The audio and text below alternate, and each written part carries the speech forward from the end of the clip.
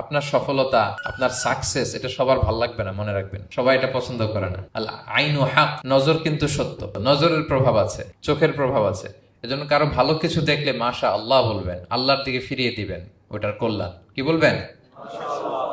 একটা সুন্দর ফুটফুটে বাচ্চা দেখলে মাশা আল্লাহ।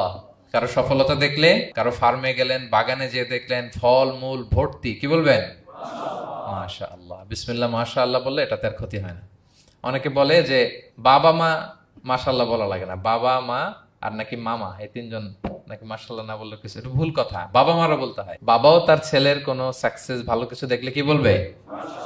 মাশা আল্লাহ, তাবারাকাল্লাহ, অথবা বিসমিল্লাহ মাশা আল্লাহ, এটা আপনারা বলবেন। ধরেন যে আপনি কোন একটা প্রোগ্রামে বসে আছেন, আপনার পাশে যে বসে, আপনি তার দিকে এরকম 10 মিনিট তাকায় আছেন, কোনো কথা ছাড়া শুধু তাকিয়েই রইলেন। তার কি ভাল লাগবে বলেন? সে কি কমফোর্টেবল ফিল করবে?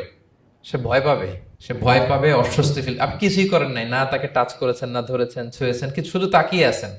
দেখেন নজরের কি প্রভাব। আল্লাহ আইনু হক, নজর সত্যি। এজন্য কারো সাকসেস দেখলে আমরা সবসময় যেন মাশাআল্লাহ বলি। মাশাআল্লাহ ঠোঁটের সাথে মিলিয়ে রাখবেন। ভালো দেখলে কি বলবেন? মাশাআল্লাহ, মাশাআল্লাহ, বিসমিল্লাহ মাশাআল্লাহ, মাশাআল্লাহ, তাবারাকাল্লাহ, এটা বলবেন।